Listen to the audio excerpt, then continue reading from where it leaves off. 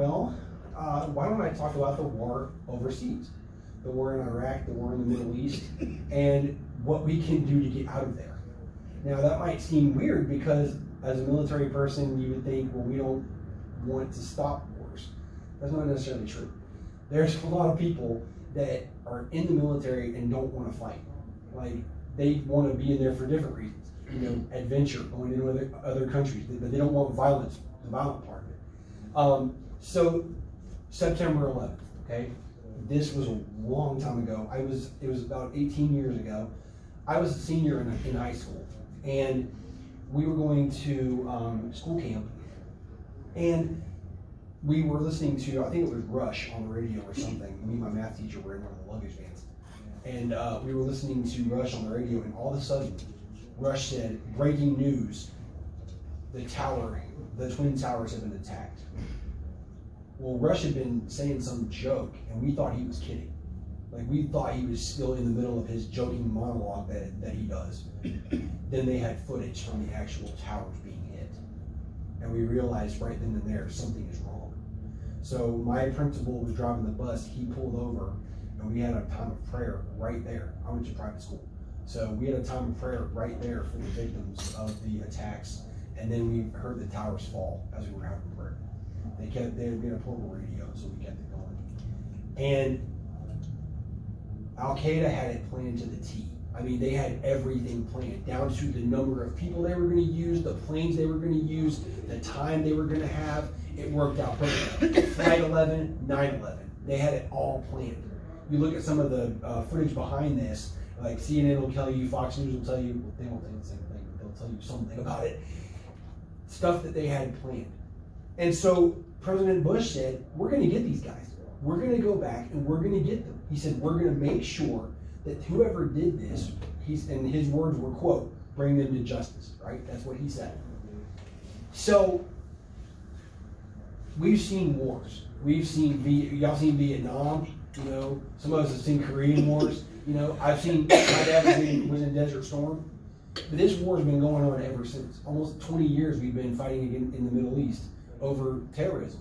Now, before that, it was a whole, you know, Iran, you know, was fighting against Saudi Arabia and all the other things about oil and whatever. And the Bushes were involved in it. Some people don't like that because they're like, well, the Bushes were getting rich over it. Yeah, they were. But then you have everybody talking about, okay, so let's pull them out of Afghanistan. Why?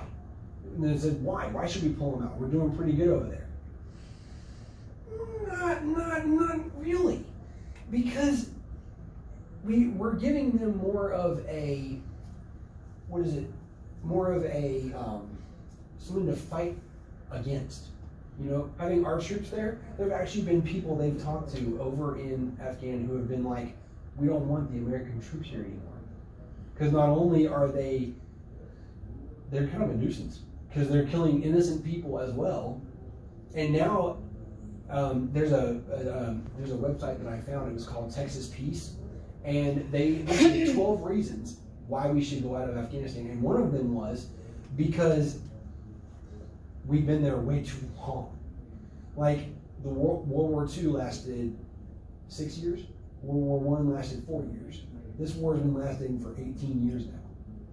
And we have problems over here. Like people that say, you know, we have economic problems. We have border patrol problems. We have all other problems, and we're focusing on a country that hates us anyway.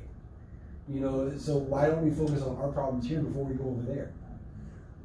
So we were hunting Bin Laden, right? You remember hearing about all the stories about Bin Laden and where he was and where he wasn't, and there were people who looked like him, you know. But we found him, and he's dead now. I was on the USS Enterprise when he was on the Vinson, and they were shooting his body off of a catapult. I was there, about 100 yards away from them, or 100 miles away from them. But we were on standby in case something happened to the Vinson. That's what happened to him. We shot him off and buried him in the deep over there. And there's people who are like, oh, it didn't really happen. You killed the wrong person. You know, all this stuff. But basically, U.S. soldiers have been like liaisons. Like we've been the ones that are in the middle of all their wars and uprisings and everything else. So what are we paying for? They've also done a cost of war, like cost of how much war has cost, $48 billion that it's cost to stay over there in this war. We could be using that for so many other things. You know, the military has a budget, and most of that is going toward a war that, frankly, we shouldn't be fighting. If we do rehab efforts, which they're calling rehab efforts, I call it humanitarian aid, right? That'd be half that, 24 billion, which is, it sounds like a lot, but not as much as a war would be. So we're basically wasting money. And then as I also mentioned, the people don't want us there. Also, innocent people in the line of fire, innocent women, children, everything else are in the line of fire all the time. And so, how do we do that? How do we pull out of there without causing too much of a scene? Well, President Trump came up with a thing. He said, it was a couple of years ago, he removed half of them. We had 14,000 over there. He removed seven of them. And then this year or next year, before the next election, he's going to remove the other 7.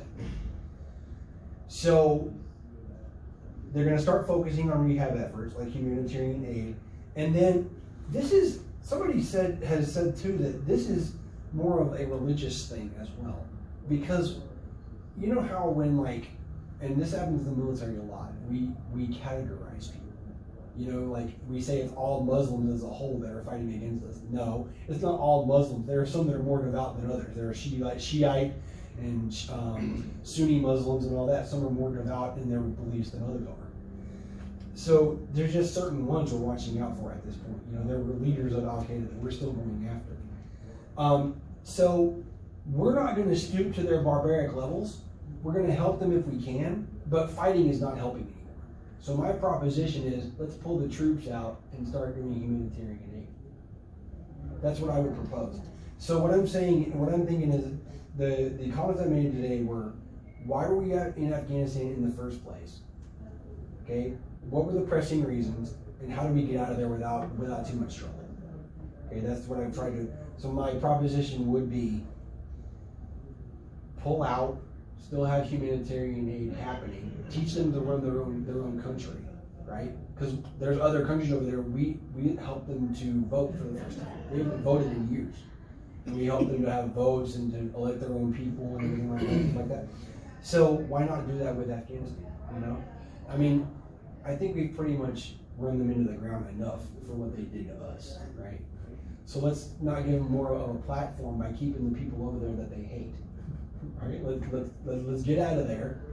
Let them run their own country and deal with our problems here at home.